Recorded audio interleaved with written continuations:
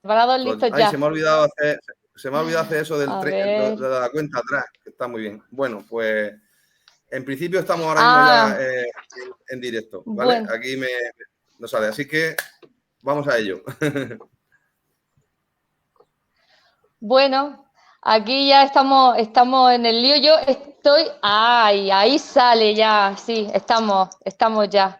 Martes 10, 3 de la tarde, 3 y 1 minuto, en Argentina. Imagino que 8 y 1 minuto en España, al otro lado del charco, porque, bueno, estamos en la cuenta de Infinity. Infinity, eso. Se trata de expandirnos con mensajes y temas de conciencia. Ahí, por todos lados. A ver, que se me está, estas cosas técnicas, me estoy como escuchando con eco y me está distrayendo un poco. Bueno, mientras estamos aquí arrancando con una temática, pues para mí me mueve mucho el corazón, estoy haciendo así como tiempo para que la gente pueda ir entrando y pueda, bueno, disfrutar de lo que yo estoy dispuesta a disfrutar esta tarde, porque yo ahora enseguida me voy a callar y voy a dejar hablar aquí a dos. Tengo el lujazo de estar hoy acompañada de dos profesionales dentro del mundo educativo, porque hoy Infinity nos vamos a centrar en el área de educación, de educar, de la educación con conciencia. A los que ya nos van conociendo y van sabiendo de Infinities, saben que tratamos distintas áreas y bueno, hoy nos centramos en la educación con conciencia. Estoy pues aquí, bien acompañada, como veis en pantalla, porque hemos salido aquí los cuatro mosqueteros a la vez. Juan José Garay, que es el director de esta plataforma educativa, que ya lo conocéis de otras veces, y bueno, José María Toro y Leticia Garcés. ¿Quiénes son? Pues José María Toro, un maestro de vocación con un montón de años de experiencia a su espalda, formador, escritor de libros que inspiran a todo aquel que está en contacto con los niños, ya sea docente, ya sea padre o madre. Y Leticia Garcés, pues una pedagoga comunicadora que la escucha y te llegan sus tips así directos al corazón. Y dice, ¡ay, que esto me viene genial! Súper práctico. También colabora con la revista Ser Padres. ¿Es así, Leticia? Así es. Si me ha quedado esto, así es. Una revista que yo cuando era madre y vivía en España la compraba, o sea, porque nadie nace con un manual para ser padre. De pronto llegas con un bebé a casa y dices tú, ¿pero esto qué es? Tantos libros que he leído y esto y ahora qué es, ¿no? Bueno, pues ellos están aquí para darnos herramientas en esto de el educar con conciencia, de qué se trata, y han puesto sobre la mesa un tema que es educar con conciencia, pero a ver, escuela y familia unidos para educar con amor. O sea, ahí está el título. Yo antes de nada quisiera preguntar, bueno, a cualquiera de ellos dos, ¿por qué este tema? O sea, desde tantos ámbitos se podía tocar el tema educativo y por qué en particular habéis planteado esto aquí, la guinda. Maestro. Bueno, primero, buenos días, buenas tardes o buenas noches, porque cada uno nos verá en un horario diferente. Esa es uno de los regalos que nos da la tecnología. Y bueno, hablar de la familia y de la escuela a veces se antoja que es como hablar de una especie de, diríamos, de amor imposible, ¿no? Y sin embargo, yo pienso y siento que familia y escuela están condenados a entenderse. Es decir, hay que, de alguna manera, pasar de estar a codazos a codo con codo, que significa unir nuestras fuerzas, ¿no? Yo creo que por el bien de los niños, la familia y la escuela tienen que tener unas relaciones lo mejor posible, porque todos sabemos del amor, de la fidelidad, y esto es muy importante que los maestros lo sepamos, y también la familia. Yo suelo decir que los niños ven a sus maestros y maestras a través de los ojos de la familia. Entonces, si una familia no reconoce, no acepta, no honra al maestro o a la maestra de su hijo o de su hija, el niño se va a retirar afectivamente pues de su maestro, ¿no? Así que yo creo que, por otra parte, también pues los maestros tenemos que ser conscientes de que los padres y madres nos entregan, ponen en nuestras manos y en nuestro cuidado lo que más aman en la vida. Y por lo tanto, yo siempre decía a los padres y madres de mis alumnos, decía, bueno, yo sé que lo que más amáis en la vida es vuestro hijo y que además es mi alumno, ¿no? Y en eso coincidimos. Qué bueno, sí. Sí, yo quizás, José María, podría añadir que cuando se dice que la escuela tiene que enseñar porque la familia tiene que educar, quizás no habría que diferenciar exactamente qué es lo que tiene que hacer cada uno, ¿no? Sino que cada uno que haga lo mejor posible lo que tenga que hacer. Es decir, cuando el niño está conmigo, pues voy a procurar darle lo que le hace bien. Si eso que le hace bien le permite aprender un contenido académico o le permite aprender una habilidad social para socializar mejor, pues qué bueno que yo haya podido contribuir a la mejora de su desarrollo emocional, personal y demás. Entonces, ya no es dividir exactamente, ¿no?, lo que cada uno tiene que hacer, sino que cuando el niño está conmigo, que se pueda llevar lo mejor de mí para que pueda realizar un aprendizaje que necesite para la vida, o bien un contenido académico o bien una habilidad social. Y luego me gustaría definir brevemente la palabra amor, porque a mí me ha gustado mucho lo de codo con codo, sin darnos codazos. José María siempre tiene esa habilidad de sorprenderte con combinaciones de palabras y tal, y he dicho, pues yo no me voy a quedar atrás y también le voy a regalar una que para mí es importante, y es 4 letras para definir la palabra amor. La palabra amor tiene incluida la letra A de afecto, que no puede faltar, antes, después, en algún momento tiene que aparecer, la M de mantener la presencia.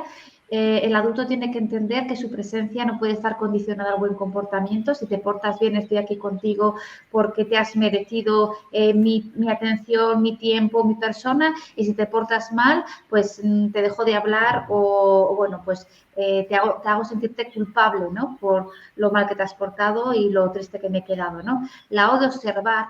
Hay que observar mucho porque hay veces que intervenimos con mucha rapidez para modificar comportamientos, para tomar decisiones de forma urgente, sin pararnos a observar en realidad qué tengo delante, ¿no? Si es una conducta que requiere simplemente atención y comprensión, o requiere un límite, o requiere un entrenamiento, o qué es lo que requiere, ¿no? Y la que más me gusta, que es la R, ¿vale? Hemos hablado de 4 letras, A, M, O, R, amor, afecto, mantener la conducta, mantener la presencia, observar la conducta, y la R de reparación afectiva, reparar el vínculo afectivo, ¿no?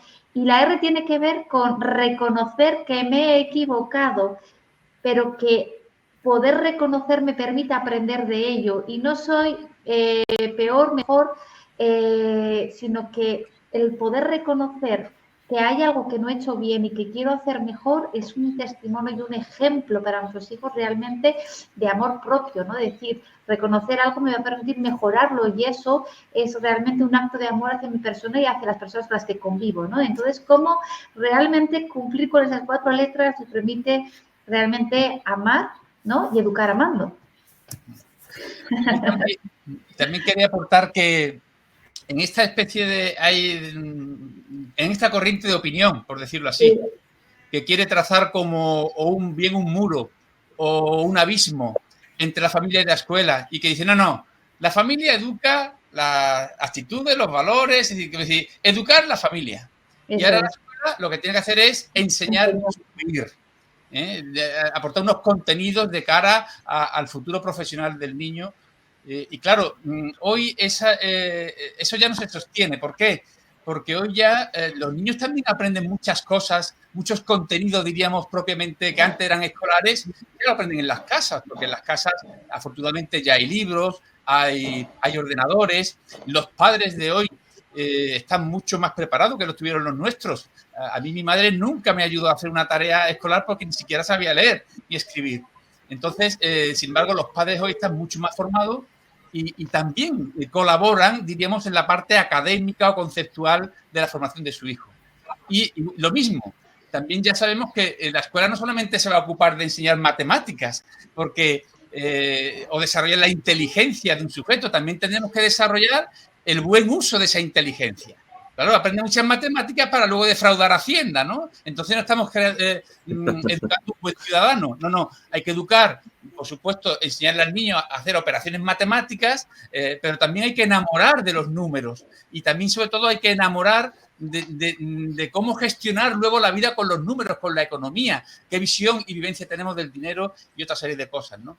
Entonces, hoy diríamos que escuela y familia tienen que ser dos espacios abiertos en los que el niño va transitando de uno al otro. ¿Cuál es el reto? Que podamos, maestros y padres, colaborar en que ese tránsito del niño de la escuela a la familia y de la familia a la escuela sea un tránsito donde el niño vaya sonriendo, donde el niño sienta que no pasa de un mundo a otro radicalmente diferente cuando pasa de la familia a la escuela, sino que realmente lo que hace es un tránsito de un espacio a otro, donde sí que es verdad que, bueno, pues la escuela tiene también su especificidad, pero creo que en este momento, familia y escuela, tenemos que educar a la integridad del sujeto, no solo su parte cognitiva, intelectual o académica. Y claro, ahí también, porque esto creo que es importante, muchos maestros, o sea, también dentro del magisterio, hay profesionales que dicen, no, a mí déjame ni de emociones ni de pamplinas, yo enseño matemáticas, yo soy maestro, yo soy lingüista, yo voy a enseñar lenguaje o geografía e historia. Y claro, realmente siento que estamos en un momento en el que educar es mucho más que enseñar. Diríamos que yo puedo enseñar, ¿no?, cuando enseño un contenido, pero cuando se educa, educar es mostrar un contenido, una información.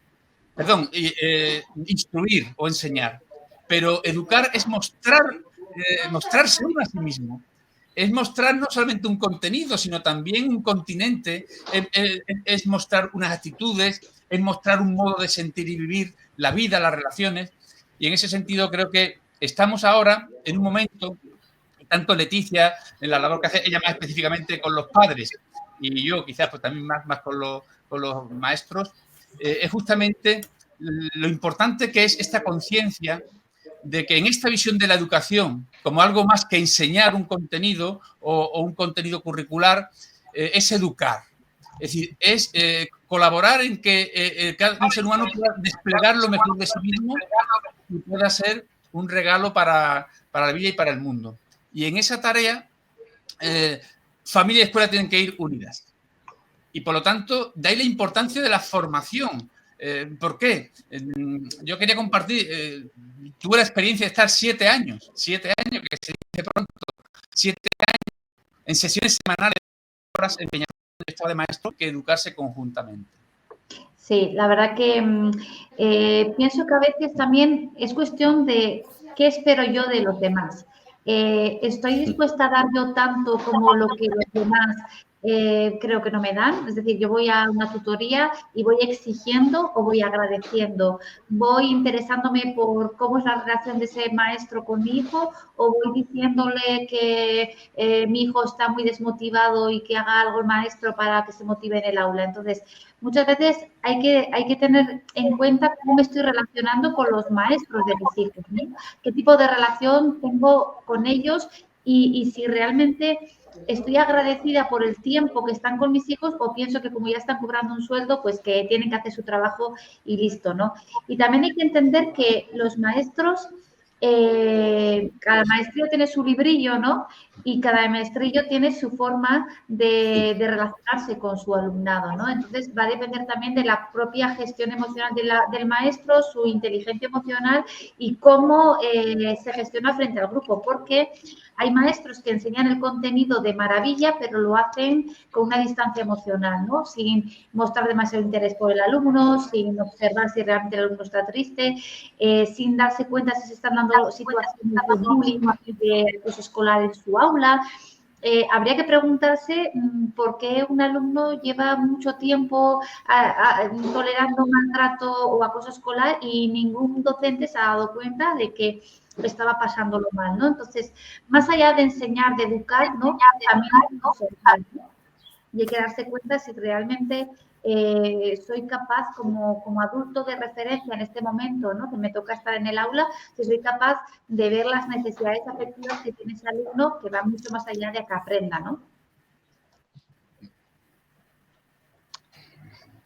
Súper interesante, yo estoy aquí con la oreja puesta, tomando notas, me he salido, me he entrado, han pasado como un montón de cosas técnicas, pero creo que he estado manteniendo el hilo y al final lo que me queda de toda la cantidad de información que habéis dado en estos 15 minutos es que lo importante también es la implicación, ¿no? de esos padres y de esos maestros al final, cada uno desde su lugar, para que se puedan acercar y se forme esa comunidad. ¿Cómo haríamos con esos padres? Porque sí, es muy bonito decirlo, qué importante el acercamiento y demás, pero con esos padres que les cuesta implicarse, ¿qué medidas se podrían tomar para precisamente implicarlos y tomen conciencia de la importancia de que ellos sean también partícipes de la comunidad educativa, que no es solamente llevar al hijo a la escuela y ya está, sino, bueno, toda esta labor, ¿cómo se acercaría a un padre que está trabajando un montón de horas, que ya llevarle al hijo al colegio ya es un tema, para organizar sus tiempos, para, todo esta cosa diaria, rutina diaria y demás? ¿Cómo se le acercaría a la escuela y a todo este planteamiento que se está realizando? Pues María. Bueno, ahí estaba ahora un poco, tengo así, si lo pudiera dibujar gráficamente, como un bocadillito de los cómics, pues podéis imaginaros que en torno a mi cabeza hay ahora como se están viendo 3 cosas, que serían el implicarse, el complicarse y el aplicarse. Es decir, yo suelo decir que hay como 3, reduciendo mucho, pero para lo que estamos hablando, hay 3 posibles dinámicas familiares o actitudes familiares que son esas familias que por su nivel de conciencia, por la experiencia personal, es decir, personas a las que para ellos la escuela no ha sido una experiencia significativa, ni relevante, ni importante, pues les cuesta más, evidentemente, valorar lo que puede significar pues la educación de sus hijos cuando no han tenido esa experiencia en ellas mismas, ¿no? Entonces, podemos decir que hay una serie de familias que podemos decir como, diríamos, despreocupadas, ¿no? Luego tenemos en el otro polo un sector también, que no es minoritario, pero es verdad que a veces también hay un sector de padres o madres obsesivamente preocupadas, ¿no? Es decir, a veces en exceso. Sabéis que yo suelo decir que todo exceso muestra en el fondo una carencia, ¿no? Entonces son quizás a veces, eso a veces genera conflicto con el centro escolar porque ya no respetan, diríamos, los espacios de cada uno. Hay una preocupación, diremos, excesiva, no sana, que tiene que ver también a veces con la propia carácter o idiosincrasia de los padres, ¿no? Y luego tendríamos pues las familias pues ocupadas, ¿no? Que se ocupan de su hijo, que se interesan sabiamente de esa tarea, ¿no? Entonces yo creo que ahí, de alguna manera, el primer paso fundamental, desde mi punto de vista, sobre todo para las familias menos conscientes, es el que tomen conciencia de la necesidad de la formación. Porque si no toman conciencia de la necesidad, no van a responder a ella. Sí, dan un día una charla que organiza el centro, pero no responde a la necesidad. Hay una anécdota, una historia muy, muy bonita, de un matrimonio que va a visitar a un sabio en una montaña, porque ya no sabía qué hacer con su hija, ¿no? No sabía qué hacer con la niña y le habían dicho que era un sabio total. Que él llegó y entonces, bueno, vamos a pasear y mientras vais contando cómo lo estáis viviendo en la familia, en la casa, qué pasa con vuestra hija. Entonces los padres fueron hablando con él y entonces hay un momento que él los acercó a una especie de abrevadero donde bebían los animales y le dijo, mirad, observad vuestro reflejo ahí en el agua, ¿no? Y cuando estaban mirando el agua, pues él cogió la cabeza de los dos y les metió la cabeza debajo del agua, ¿no?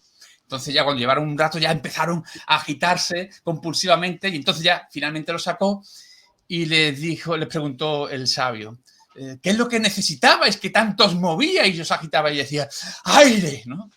Y el sabio le respondió, pues el día que sintáis la misma necesidad que sentís de aire, de estar en condiciones, de saber, de formaros para acompañar de la manera más adecuada a vuestros hijos en su crecimiento, entonces encontraréis la respuesta a lo que me preguntáis, ¿no? Qué bueno. Entonces, creo que también aquí, también los maestros tenemos que ayudar a eso. Fijaros, la experiencia, esta escuela de padres de formación de la comunidad educativa que os comentaba antes, la iniciamos y fue de una manera peculiar, porque hicimos 3 días que estuvimos en una especie de campamento con 3-4 clases del colegio, la mía que estaba en segundo, otra infantil y otra de cuarto, ¿no? Y paralelamente al trabajo con los niños, aquellos padres y madres que quisieron, pues también tuvieron, mientras los niños estaban en sus talleres, los padres estaban en unos talleres para ellos, ¿no? Y justamente todas las sesiones que hicimos con ellos en esos días era para despertar esa conciencia. Eso fue allá por mayo, junio.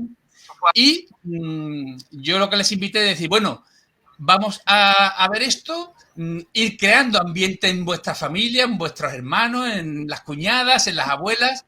Y a la vuelta del verano vamos a ver un sondeo y si hay una respuesta, yo me comprometía a formar esa escuela de formación de siempre que hubiera una demanda, ¿no? Y que respondiera a una necesidad. Y la verdad que pues ese aspecto es efectivo, ¿no? Luego dejo para que no hacer muy larga mi intervención que abre Leticia y luego sí que me gustaría retomar la parte más concreta del cómo que habéis planteado. Qué bueno, sí. Hay una frase que es muy famosa tuya, que es ¿de qué sirve que un niño sepa colocar Neptuno en el universo si no sabe dónde poner su tristeza o su rabia, ¿no? Y esta es de José María Toro. Y es una frase que continuamente la ves posteada por aquí, por allá, en diferentes cuentas, ¿no?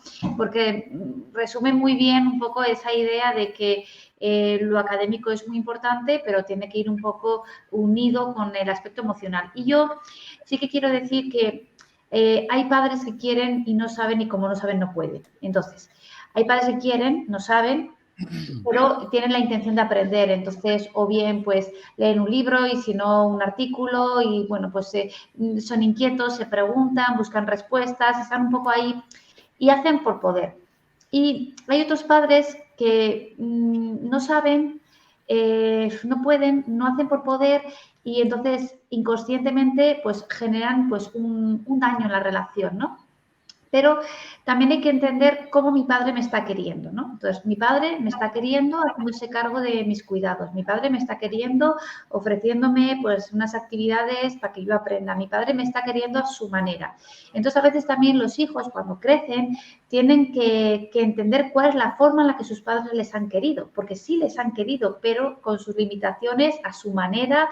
Entonces, hay que valorar la forma en la que cada padre quiere y hasta donde cada padre y madre puede llegar. Entonces, por supuesto que la formación es muy importante, pero la formación viene después de una sensibilización.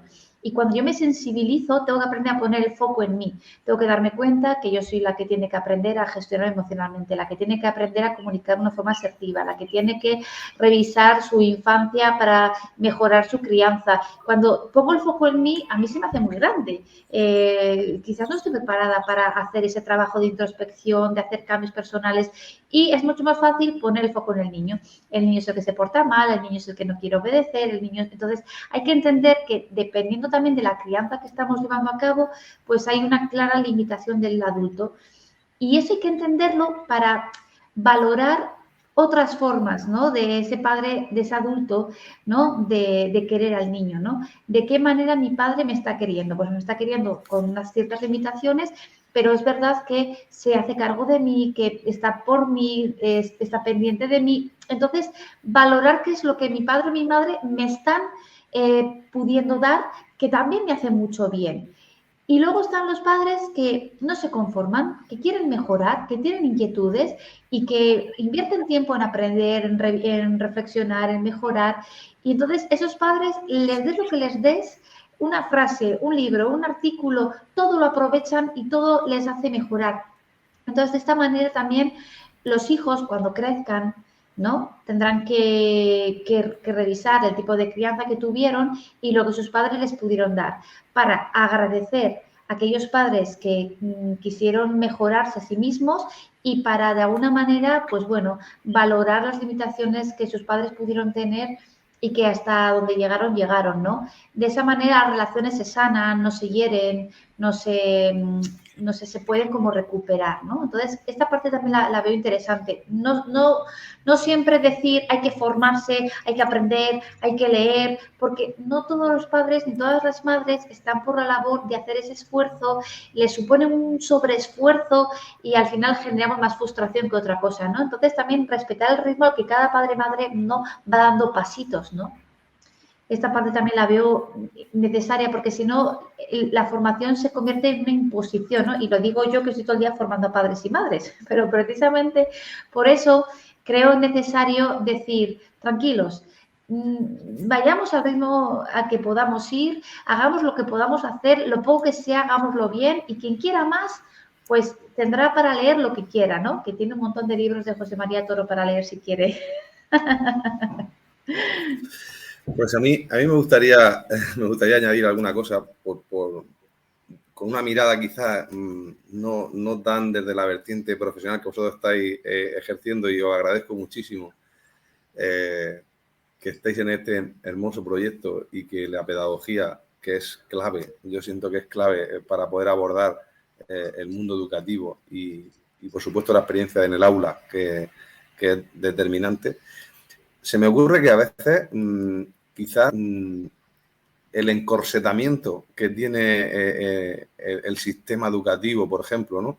En cuanto a las normas de currículum, de horarios, de demás, pero el otro día hablaba precisamente con Isabel, preparando un poco la idea de este encuentro, y no me resulta tan complicado que un día a la semana un padre fuese invitado a venir o una madre fuese invitado a venir al aula a los 10 primeros minutos de clase.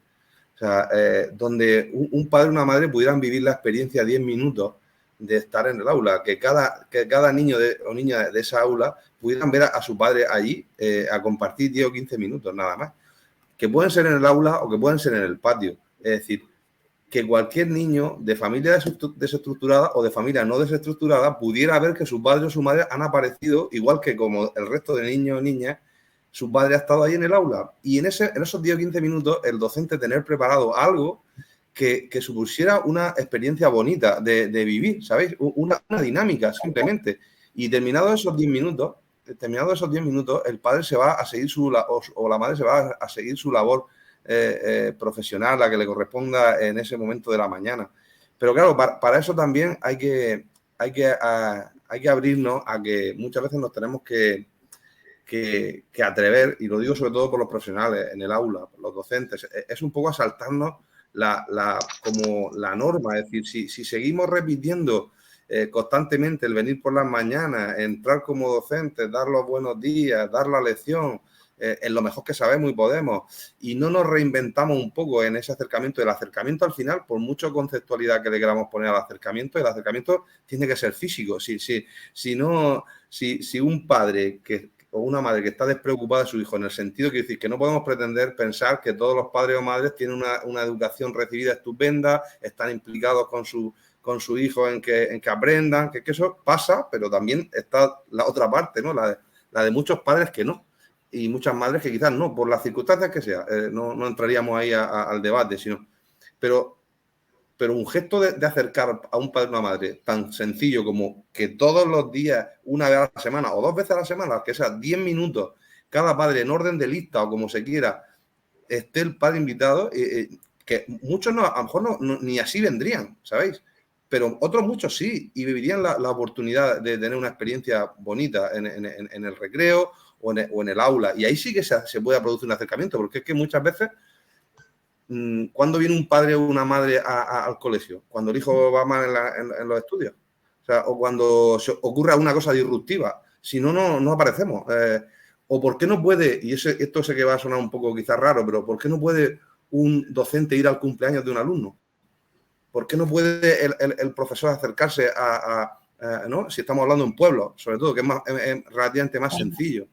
Pues yo creo que son gestos sencillos, que son complicados a lo mejor de entender, porque todos pensamos que tenemos muchas cosas que hacer, y yo cuando termino en el aula debo salir corriendo a atender a mis padres que son mayores o a mi... Sí, pero puedes ir un día al cumpleaños de un alumno tuyo, o puedes acompañarlo en un viaje de estudio. Están acabando los viajes de estudio, están terminando los ciclos escolares y los docentes no se van con los chavales a los viajes de estudio. Yo tengo 3 hijos y lo estoy viviendo palpablemente. Es decir, unas cosas, o sea, los chavales contratando a monitores para un viaje programado con monitores, cuando ni un solo docente en toda la etapa educativa se presta a ir con un grupo de alumnos a hacer un viaje de estudio. O sea, estamos ahora mismo en un punto donde sí, estaremos aprendiendo mucho a nivel académico, no lo discuto, pero humanamente estamos quizás no tan conectados, y hay que tomar conciencia de esto. Yo creo que es importante. La conexión de la escuela y de los padres tienen que ser ofreciendo gestos sencillos que se puedan dar, y así también se educa, ¿no? Eso sí que es verdad, Juanjo, que es más fácil, te digo porque yo lo pude vivir, ¿no? De hecho, ahora que estoy elaborando la formación para Infinity, que estoy rescatando incluso los vídeos que tengo más antiguos de mis alumnos de Educar con Corazón, y me encontraba con algo que yo casi se me había ya borrado de la memoria, que yo los traje por grupos a casa, les enseñé en mi casa, estuvimos merendando aquí, en la casa, y también recuerdo de momentos en los que a lo mejor alguno estaba enfermo y yo visité su casa, y es verdad que siempre te daba mucha información. Es decir, cuando tú conoces, porque estás allí, respiras la atmósfera, puedes escuchar con qué tono se hablan en la familia, ¿no? Si se gritan o se hablan bajito, si la casa está ordenada o no, si hay higiene o no. Es decir, hay muchas cosas que tú te explicas del alumno en su conducta cuando está contigo, cuando de alguna manera conoces algo, no tampoco es estar allí espiando a la familia, pero sí que de alguna manera en eso que decían, esa porosidad, en ese fluir natural, porque tendría que ser una cosa natural, de esa relación de la familia y la escuela, ¿no? Y también es verdad que hay muchísimos centros, sobre todo aquellos que trabajan en las comunidades de aprendizaje, donde se entiende que ya no solamente son 10 minutos de visita, sino que los padres, los abuelos, que tienen también, no tienen ya ese condicionante laboral, muchos de ellos, y están ya jubilados, y tienen mucho que enseñar los abuelos, ¿no? A los niños. Y fijaros, para un nieto que esté su abuelo en la clase, pues ya os podéis imaginar, ¿no? Entonces también ya hay muchas escuelas que aprovechan, eso yo creo que eso es un maestro inteligente que sabe aprovechar todos los recursos que tiene delante de sí, y también la familia. Para mí como maestro la familia era un recurso. Pues no sé, os voy a poner un ejemplo concreto. Tenía una de las alumnas que tenía, su padre era carpintero, pues cuando, claro, si teníamos para que todos los niños pudieran estar tocando siempre el suelo y no les quedara los pies colgando, como las mesas y las sillas eran para todos iguales, no nos dejaban cortar las patas de las mesas y de la silla. Entonces, pues ese padre se brindó para hacer para cada niño una plataforma plegable para asegurar que los niños pudieran estar. Eso, por ejemplo, una cosa meramente, diríamos, técnica, ¿no? Entonces creo que la partición de las familias es mucho más que hacer los disfraces para la fiesta de carnaval, y tiene que ser una presencia fluida con la escuela y con el maestro. Sí, yo quería un poco aportar que hay veces que si no se no se explica bien esto, las maestras o maestros pueden sentirse cuestionados por la familia, ¿no? Porque si yo estoy en mi aula y viene la familia a mi aula, si yo no entiendo bien este concepto, ¿no? De que la familia esté participando de mi actividad en el aula, pues a lo mejor puedo pensar que pues me están observando o que me van a juzgar o que me van a cuestionar. También es una cuestión de autoestima, ¿no? ¿Cómo me siento yo como docente dando clase, ¿no? Y qué autoridad creo que tengo en el aula, ¿no? Pero hay veces que pasa, ¿no? Que si hay mucha presencia familiar en el aula, pues no todo el mundo lo ve como algo positivo. Además, sienten que interrumpen su ritmo de trabajo, que tienen que seguir un currículum, no les va a dar tiempo, que hay demasiada distracción, que los niños se portan peor cuando hay familia en el aula. Entonces, bueno, a veces hay que como que darle un sentido, hacer una reflexión al respecto, ¿no? Y encontrar la fórmula para que tanto la familia como la escuela se sienta cómoda, ¿no? Y que nadie lo viva como una imposición, ¿no? O que nadie lo viva como un extra, ¿no? Que me supone un esfuerzo, porque es verdad que hay muchas familias, hay muchos docentes que se llevan muy bien con los niños y no tienen ningún problema dando clase, pero con las familias no lo llevan tan bien. En la tutoría se ve, ¿no? La dificultad que tienen para lidiar con las familias, ¿no? Entonces, bueno, también hay que tener en cuenta esto, ¿no? Que todo lo que se haga parta siempre de una iniciativa que nos ayude a mejorar y que se haga una reflexión previa para que nadie lo viva como una imposición o como una intromisión, ¿no? Por eso yo, a raíz de lo que está diciendo la Leticia, para mí fue uno de los valores y quizás aspectos más positivos de esta experiencia de escuela de formación de la comunidad educativa que antes me refería. ¿Por qué?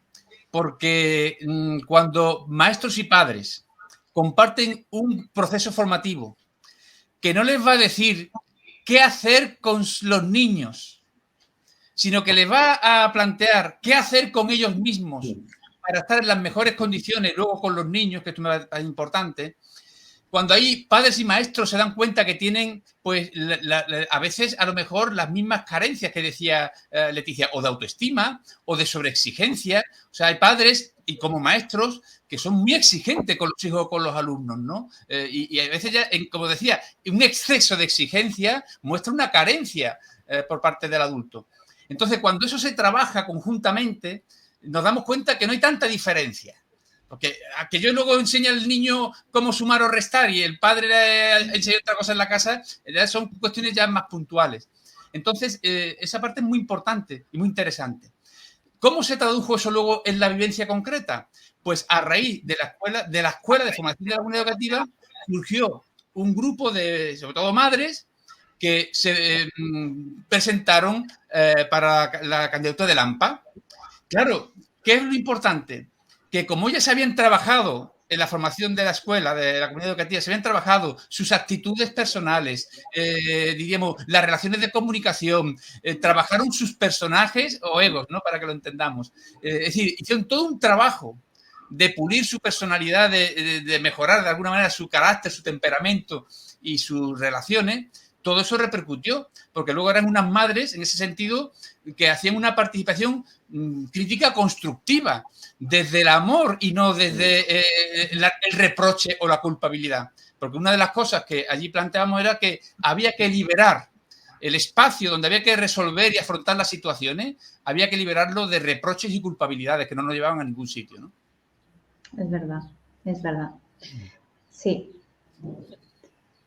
No sé, Juan José, si quieres comentar algo más. No, simplemente que creo que es importante, más allá de lo que, digamos, a nivel muy, no sé, muy de metodología, muy de prácticas que están estupendas y que precisamente este proyecto lo que trata es de ofrecer eso, es que nos planteemos padres, madres, AMPA, equipos directivos en los centros escolares, insisto, esos pequeños movimientos. O sea, son a veces pequeños gestos los que acercan y los que provocan esa unidad, ¿no? Es decir, al final, la sensibilización de un padre y una madre que no que no está por la labor, ¿no? O sea, por lo que sea, por falta de conciencia, porque tampoco lo educaron a ellos para ello. Hay que cubrirla con mucha creatividad en los centros educativos. Quiero decir, que es lo que digo, y perdonadme que me redunde, pero es que un docente puede perfectamente invitar a todos los padres a que pasen al menos una vez por el aula. O sea, eso es simplemente tener el gesto de pensarlo y ejecutarlo. Sabiendo que el director puede que se le ponga en contra en un momento determinado. Sabiendo que... ¿Por qué? Porque lo que prima es la labor que va más allá del currículum. Lo que prima es que se genere el vínculo, que se genere, incluso puede ser sorpresa, ni los críos que tengan que saber ni siquiera los críos qué padre va a venir cuándo. O sea, que de repente aparece una mañana tu padre y el crío, su hijo, está allí como diciendo, anda, ¿no? O sea, porque eso son 10 minutos. O sea, son 10 minutos y ya se genera una energía nueva. Ya no son las clases como todos los días. De repente, una vez cada no sé cuánto, ocurren cosas diferentes, ¿no? Y hay un vídeo por ahí muy, muy, muy bueno en internet que es como un padre que llega, resulta que está desempleado, ¿no? Y van pasando padres día a día. Viene un bombero, viene el padre de uno que es bombero, otro que no sé, y llega uno que es un desempleado, ¿sabéis? Y lo habréis visto seguramente. O sea, ese vídeo es un vídeo que, claro, diríamos, no, bueno, claro, pero es que eso porque es un vídeo, ¿no? Pero eso podría ser perfectamente una situación real que se puede producir. Es decir, donde realmente aparezca, y perdonadme la expresión, que aparezca un padre gitano o que aparezca un padre drogadicto, ¿sabéis? En ese aula también. ¿Por qué no? ¿Por qué no? Porque ese padre drogadicto o esa madre drogadicta que tal, de repente se encuentra allí que ha sido protagonista de 10 minutos de la vida de su hijo, que a lo mejor no ha hecho en los últimos 5 años. Estar pendiente de eso. Y sin embargo, la cría le viene y dice, papá, que todos los padres tienen que venir, te toca a ti mañana. Y a lo mejor el padre se le rompe lo que sea y va, ¿sabéis? Y le cambian la vida a esa familia en un play. A lo mejor es un punto de inflexión para que ocurran cosas en el aula, en el hogar y tal. Hay que abrirse. Yo siento que hemos de abrirnos a veces a lo que parece imposible. Una puntualización lingüística, pero que me parece de mucho alcance, Juanjo, es que no hay padres drogadictos, hay padres que se drogan, padres o maestros o quien sea. Vale, ¿no? perfecto. Pero esto es muy importante. Te agradezco la puntualización de verdad, claro que sí. Pues quien dice eso dice lo que sea, ¿sabéis? Hay muchas familias que no están desestructuradas en el sentido de que pasan olímpicamente, pero no sé, hay muchas circunstancias en la vida de cada una de las familias que hace que los padres y madres no se impliquen. Y si queremos que se impliquen, ¿cómo lo vamos a hacer? Es que tendremos que hacer algo para unir esa escuela, esa familia. Si no vienen los padres, tendremos que traerlos. ¿Cómo, coño? Pues tendremos que ir nosotros a los cumpleaños. O sea, es que yo sé que resulta un poco estrambótico, quizás, incluso decir, coño, como docente no tengo otra cosa que hacer que ir a recorrer los cumpleaños de todos mis alumnos. Yo qué sé, ¿por qué no puede hacer algo de ese estilo? ¿Por qué no? ¿Por qué no? Porque si no, al final te conviertes... Claro, si no, al final te conviertes en el profesor de matemáticas del montón. O sea, ¿de qué profesores nos acordamos nosotros en nuestra vida? Nos acordamos de los que hacían algo diferente a los demás. No de los que hacían lo de siempre. Sé que es así. Aquellos que nos impactaron fueron los que se vinieron al viaje de estudio, organizaban no sé qué en el patio, ¿sabes? Cuando nadie no sé qué, ellos sí lo hacían. Los demás son docentes que me enseñaron a multiplicar y a dividir, y tendré un recuerdo de ellos porque los tengo que tener seguramente, pero con quien me voy a quedar, sin lugar a dudas, fue con el que me abrazó, con el que me escuchó, no con el que me enseñó la raíz cuadrada y que no sé cuánto. Te vas a acordar de él, seguramente, de alguno, pero de quien te vas a acordar es de quien te trató bien, quien se acercó a ti, quien te comprendió cuando tal, quien te vio llorando y paró la clase. ¿Sabéis? Esos son los que quedan realmente en el recuerdo, en la impronta. Y José María de esto pues sabe bastante porque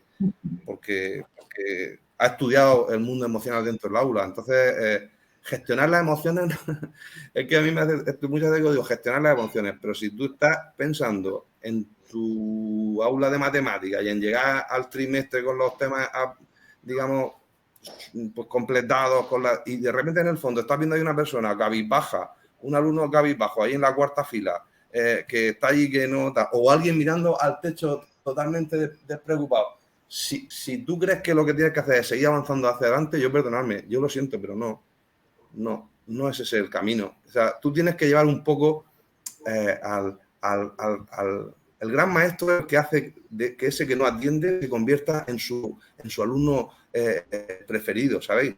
Es el que es capaz de convertir a ese en mi ayudante, que yo soy el profe, ¿no? Pues tú te vas a convertir en mi ayudante. Y ahora, ese tipo de cosas que son raras, pero son las que vemos en las películas. Juan José, a lo mejor también hay que entender que hay veces que la desmotivación viene pues porque tiene una explicación y también hay que entender que hay veces que hay niños o adolescentes que no pueden responder académicamente y no pueden estar a gusto en el aula porque tienen un montón de preocupaciones y yo en realidad como maestro no puedo hacer mucho más por ese niño porque ese niño el que tiene que llevar a lo mejor una situación familiar y cada día se tiene que encontrar con ella. Entonces, a veces también hay que aceptar que yo como maestro o maestra tengo que generar un espacio, un clima afectivo en el aula, estar pendiente de mi alumnado, observarles, pero a veces yo no puedo hacer mucho más de lo que ya estoy haciendo y es suficiente, porque pues esos problemas se tienen que ir resolviendo, a lo mejor la familia tiene que hacer algunos cambios, a lo mejor tienen que suceder cosas, hay que superar un duelo. Entonces, también aceptar esa parte, ¿no? Que a veces... entender que mi alumno está pasando por un mal momento y que eso hace que no esté motivado, pues igual entender eso ya es entender bastante, ¿no?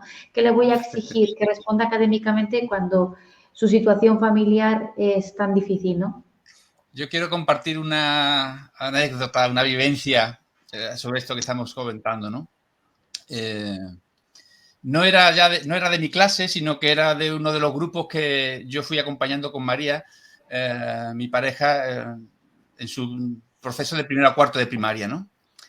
Entonces, en una de sus promociones había un niño, no voy a dar más datos para así guardar un poco la intimidad de la situación, un niño porque estaba atravesando una época bastante complicada a nivel familiar, ¿no? Era un niño que en el inicio había destacado por todo, por su conducta, por su rendimiento y cayó en picado. Es decir, ahí vemos esa relación tan estrecha, ¿no? Entre lo propiamente académico, curricular y el rendimiento escolar de un niño y todo lo que va, la profesión que lleva por dentro, por decirlo así, ¿no? Entonces, yo cada vez que iba a clase, yo era un gesto que hacía siempre, pues yo me acercaba a su mesa, me agachaba, ¿no? Para ponerme así a su nivel, lo miraba a los ojos y le preguntaba, fulanito, ¿cómo estás? Y él me decía, bien, así, ¿no? Años después, porque fueron como 4 o 5 años, yo ya está, yo lo miraba, le sonreía, en todo caso le acariciaba lo que sea, pero ya está, no hurgaba más, ¿no? Yo sí sabía de lo que estaba un poco pasando. Y varios años después, recuerdo que me encuentro con el alumno, ¿no? Y él me decía, ¿te acuerdas, José María, cada vez que llegabas a la clase, te venías a mi mesa, te agachabas y me preguntaba, ¿cómo estás? Y yo te decía, bien. Y fijaros lo que me dice ahora el niño. Me dice, pero yo sabía que tú sabías que yo no estaba bien. Qué bueno. Qué maravilla, qué maravilla. Es que es tremendo, o sea, es que me emociona hasta de oír eso. Porque... Claro, es que, pero has visto que hasta por lo virtual se percibe la vibración, ¿no? Total. Esto hay una cosa muy importante también, porque sobre todo también cuando se montan, por ejemplo, formaciones para los padres, ¿no? Primero porque suelen ser con muy poquitas personas. Hay una anécdota. Yo fui a un ciclo de charlas que se organizaron en mi colegio y venía otro compañero que dio 3 charlas sobre el tema de educar de la familia, ¿no? Y yo iba de oyente, de alumno. Y recuerdo, claro, pues había muy poquitos padres, ¿eh? Y recuerdo que en la tercera sesión una persona comentó, dice, qué pena, con lo bien que han estado las charlas, que la poca gente que viene, siempre vienen los mismos y a los que menos falta le hacen. Es decir, pocos, los mismos y a los que menos falta le hacen. Y yo le dije, pues no estoy de acuerdo con ninguna de las 3 afirmaciones, ¿no? Las quiero comentar brevemente. Primero, porque no somos pocos. Porque es verdad que hacer un trabajo de conciencia no se puede hacer en un campo de fútbol con 100.000 personas. Este movimiento en el que Infinity forma parte es un momento para ir despertando conciencia, y nos queda muchísimo, que pensábamos que esto en 50 años iba a estar ya la masa crítica con una conciencia elevada. Nos queda, pero tela de trabajo, así que sin con pausas, porque nos queda mucha tarea por delante. Entonces, ¿qué pasa? Que yo le decía a los padres, sí, somos pocos, pero somos muchos pocos. Este concepto es muy importante. Somos muchos pocos. Y yo les decía, igual que ahora estamos aquí, que estamos 30 o 40 personas haciendo esta formación, allí, en muchos sitios del planeta, totalmente, hay grupos pequeños que están haciéndolo, ¿no? Ya os voy a adelantar que el libro nuevo que espero compartir en otoño, se sentará como hoja de otoño, tiene que ver con esta frase que yo he compartido mucho a raíz de la pandemia. Fue una frase que me impactó mucho, que es que un árbol que cae hace más ruido que el bosque creciendo. Y entonces tenemos que orientar nuestra escucha al bosque que crece. Es verdad que vemos el estrépito de un árbol que cae, ¿no? De unos jóvenes que se pelean o que se matan, todo lo que vemos en nuestra sociedad. Pero detrás de eso hay todo un bosque creciendo. Entonces, somos muchos pocos. Esto me parece muy importante. Segundo, siempre vienen los mismos, claro, porque nos interesa lo mismo, porque estamos en el mismo, confluimos en un mismo interés, en una misma necesidad, en un nivel de conciencia próximo, ¿no? Y por último, la de que, y además vienen los que menos falta le hacen. Y yo le decía, no, digo, porque hay que formarse. Por una razón muy sencilla, porque en eso el ser humano es como la luna. Tú o creces o menguas. No se puede vivir de las rentas. ¿Por qué? Porque la cultura evoluciona, la sociedad evoluciona. Ya no me vale lo que yo sostenía hace 20 años o hace 15 años. Es que ya la sociedad es diferente. Luego, el pensamiento, la idea que yo tenía hace 10 años, en aquel momento era ajustada, pero ahora ya no.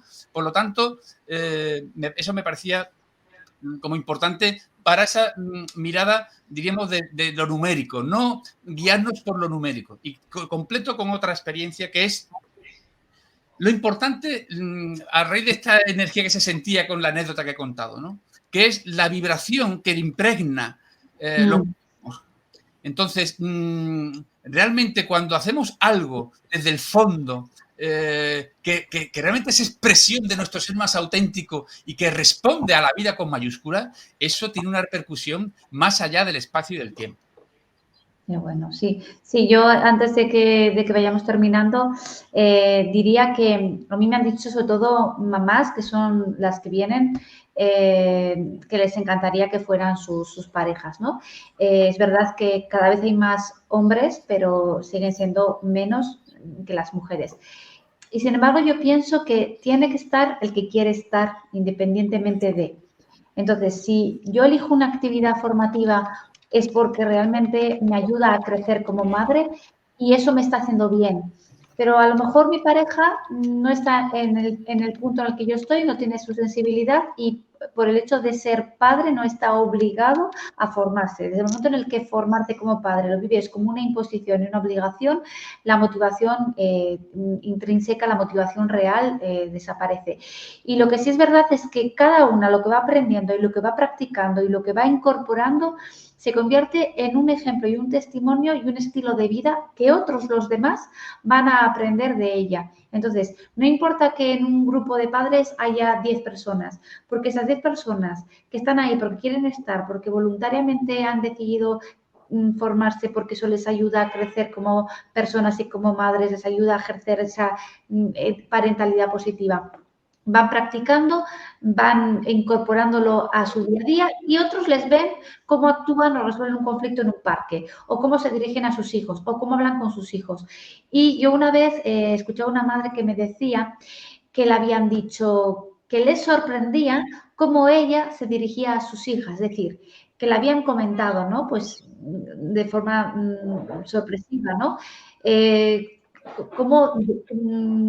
¿Cómo les hablas a tus hijas de bien, ¿no? Es decir, como si no fuera habitual que una madre hablase a sus hijas de forma respetuosa o de forma afectiva, ¿no? Y realmente ella lo relacionaba con que había aprendido a gestionarse emocionalmente, a ser un poco más sensible con sus hijas, un poco más paciente, ¿no? Entonces, bueno, la cuestión es, José María, por seguir un poco tu comentario, ¿no?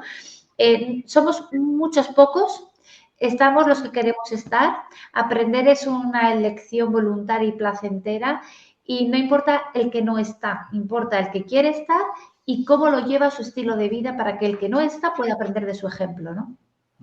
Y con esto ya terminaría, Isabel. Te dejo tu palabra. Yo la verdad es que llevamos yo no sé si estamos saliendo, creo que a los 15 minutos se cortó. Estoy intentando hablar con Juanjo para ver el que está coordinando toda esta parte interna. Puede grabar el vídeo y subirlo después.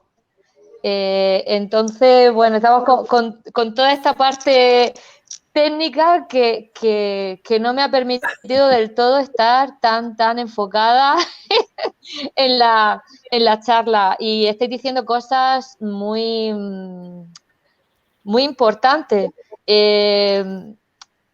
Yo desde mi experiencia, yo lo que diría también es el perder el miedo, tanto ser docente como padre. Al final todo se trata desde mi punto de vista, de sopesar, de qué es lo que quieres para tu vida. Al final es un trabajo de conciencia, porque los hijos, la verdad, que cuando tanto los hijos como los alumnos se ponen así como de reflejo, nos ayudan a crecer si uno está abierto a eso, ¿no? En este proceso de aprender y de mejorar cada día como persona. Y la verdad es que es un lujo estar ante seres tan puros y tan maravillosos como es el niño y de tanto que uno puede aprender de ellos si realmente se deja, si pierde el miedo, si acepta, porque muchas veces te muestran tus sombras y aquello pues eso, que te da miedo, de pronto te ves hablando como tu padre o tu madre, si no has recibido formación, y al final terminas hablando como tú recibiste pues eso, esos datos o esas cosas como te trataron cuando eras también niño, ¿no? Entonces, eso, yo desde mi punto de vista animar a escucharles y a uno quitarse los miedos y eso, abrirse a este mundo de las emociones, que no es tan importante el concepto ni los contenidos, sino que veas tú, José María, los continentes, las emociones. Al final, si uno se para a recordar esas experiencias que tuvo de niño, de niña, ¿qué recuerda? Pues al final recuerda, yo no recuerdo las lecciones de matemática o de historia o de lengua, si bien son importantes y hoy en día sé leer y escribir y hacer operaciones, pero lo que más recuerdo son esos momentos especiales que se vivían por alguna cosa en el aula, o ese detalle, esa mirada del maestro, esa contención, esa mirada de decir, me siento mirado como ser, como eso que me pasa, sé que me comprende, y al revés, si no lo recibí, como ese vacío, ¿no? Que luego también afecta a la autoestima y todo lo demás.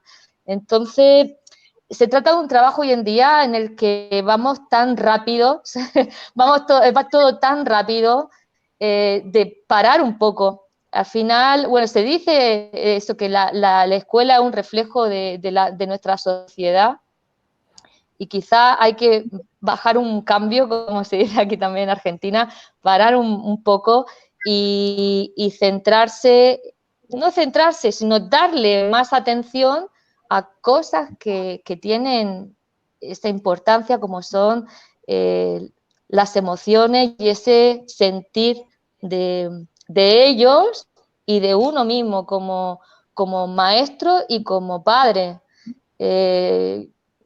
Yo lo que siento es que se están normalizando una serie de cosas que, bueno, quizás no son tan normales.